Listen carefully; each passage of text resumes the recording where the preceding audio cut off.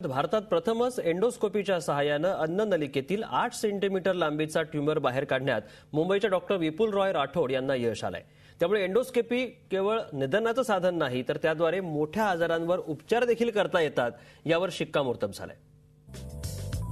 मुंबईच्या सायनमधल्या एंडोस्कोपी एशियाचे संचालक डॉक्टर विपुल रॉय राठोड यांनी भारतात प्रथमच एंडोस्कोपीद्वारे अन्ननलिकेतील 8 सेंटीमीटर लांब आणि 2.5 सेंटीमीटर रुंदीचा ट्यूमर बाहेर काढलाय। कोलकात्याच्या 37 वर्षीय रुग्णानं या ट्यूमरवरील उपचारासाठी भारतातील 17 तज्ञ डॉक्टरांचा सल्ला घेतला होता।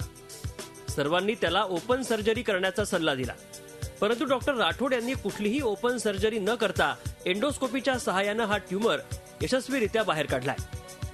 मोठा गाठ आहे 8 सेंटीमीटरचा, त्याचा फीडिंग वेसलला आम्ही लूपनी बांधून टाकला आणि त्याला एक नेझोगॅस्ट्रिक ट्यूब देऊन सोडून दिलं 4-5 दिवसात।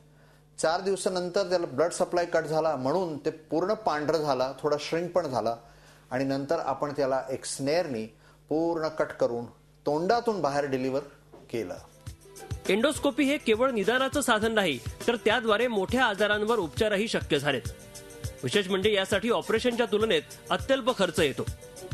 रुग्णालयात भरती होण्याची गरज नसते, तसंच शरीराची कुठेही चिरफाड केली जात नाही, त्यामुळे रुग्णाची शारीरिक हानी होत नाही।